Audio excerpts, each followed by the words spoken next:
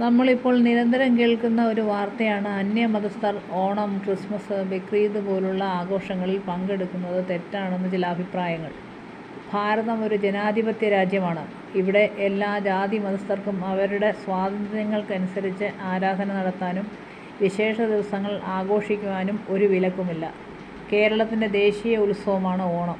അത് പണ്ട് മുതൽ ജാതിമത ഭേദമന്യേ എല്ലാവരും ആഘോഷിക്കാറുണ്ട്.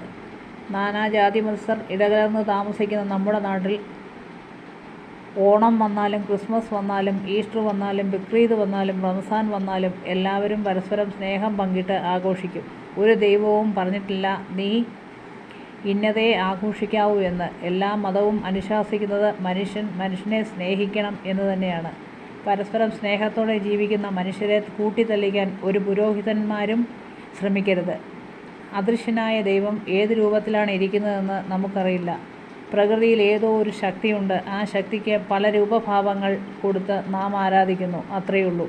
ഇനിയുള്ള കാലം പരസ്പരം ഒരുമയോടെ ജീവിച്ച് മരിക്കാൻ നോക്കുക. മതം ഏതായാലും മനുഷ്യൻ നന്നായാൽ മതി.